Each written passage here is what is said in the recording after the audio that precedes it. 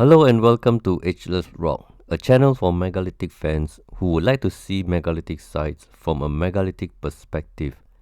Today, we are going to check out a mysterious high-altitude rock-cut church in Tigray region, which is at the very north end of Ethiopia.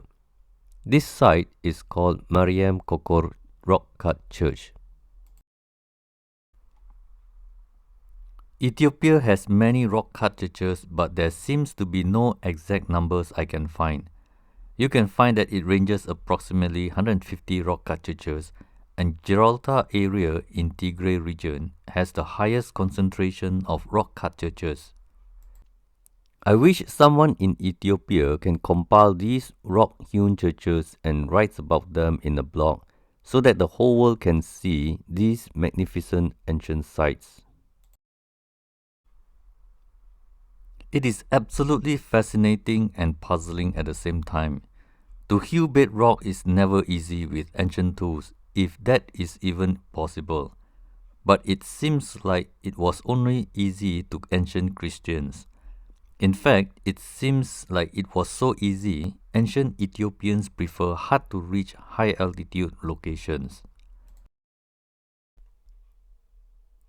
To get to the church is a journey that will require all four fully functioning limbs. The mountainous region of Gibraltar in Hausen district is arid and high altitude of sandstone bedrock lacks vegetation. Climbing on sandy surface with no plants to hold on to is a challenge everyone has to face. Upon reaching the top, you will be blessed with a panoramic view overlooking towns and landscapes that will take your breath away. Maryam Korkor rock-cut church is just a small hole in the bedrock compared to the entire tip of Mount Korkor. But there are other caves that no one seems to be talking about. They are found around the main caves. It goes to show that the original unknown ancient megalithic builders had other things in mind on the overall construction of the cave system in this area. You should be suspicious when you see a structure so awesome on the inside has only a brick and mortar facade that is basically two walls and a roof.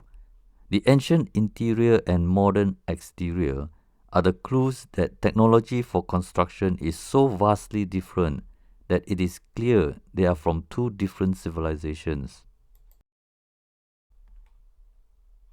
This mountaintop has many caves created by the unknown ancient megalithic builders, and we have no clue how old they are. They are random in shape and size for the entrance and no reasonable functions for humans on the inside. Just like any megalithic construction, the later civilization will stack bricks or stones and fill in the large gaps with mortar. If it was done by ancient Ethiopians, why would they need to chisel a big hole only to have the modern Ethiopians cover up the holes with stones so that they can have doors and windows? This cave is one of the several caves around the main cave church, and it has a nicely done entrance, but I wonder why there is a niche on the top. I am not surprised nobody can tell us what it is, and it is open for interpretation. If ancient Ethiopians carved this with chisels and hammers, they would have carved plenty more and call it home. They don't have to cover the cave with flimsy wooden sticks and metal zinc doors meant to be used for roof. The unfinished parts in the yellow box should leave the best clue as to how it was created. If you have no idea that there is such a thing as megalithic culture around the world, doing impossible works on bedrock, and you put on your megalithic lens, you will be able to see immediately that this was done by the unknown ancient builders. For example, the two rectangular niches are here to warn you someone else was here first. These type of niches are also found at catacombs of San Gennaro in Italy. These niches are tombs in Italy. I highly doubt anyone in their primitive minds would carved into a bedrock with so many rectangular niches waiting for dead bodies to fill them. This church is said to be constructed in 324 AD. That means it is 1670 years old. Thousands of monks and tourists can see this rectangular niche and never be bothered by this because they don't have megalithic lands. This little white house looking church with a big loudspeaker is considerably less impressive on the outside compared to the inside. It looks like a double-story house attached to the bedrock. The interior boasts of a high-ceilinged church with pillars, an astounding cave church if it was ever done with ancient chisels. It seems like an unfinished church because it is rough and not detailed. This cave is lacking in intricate carvings and depictions of Christianity. I can see there is a row of niches on top of the sacred sanctum.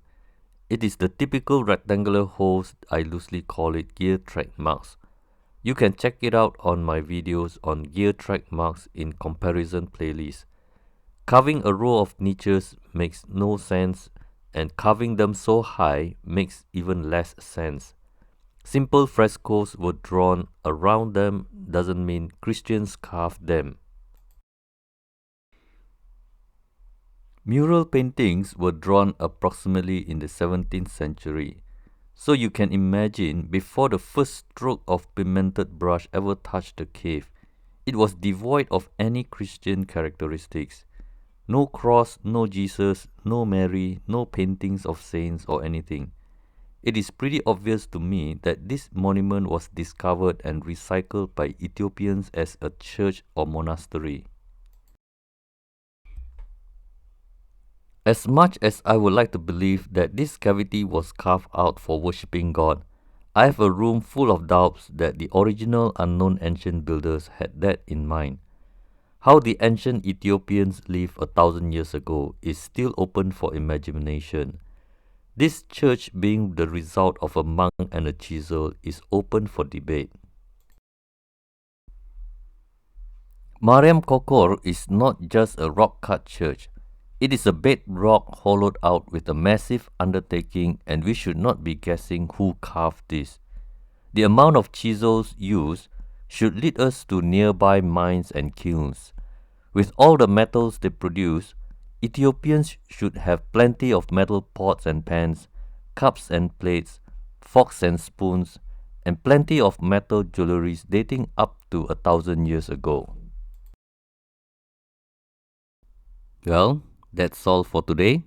I hope you enjoyed this short presentation on Maryam Korkor Rock Cut Church in Ethiopia. See you in the next video and have a wonderful day. This is Berniong signing out. Dehe Nahun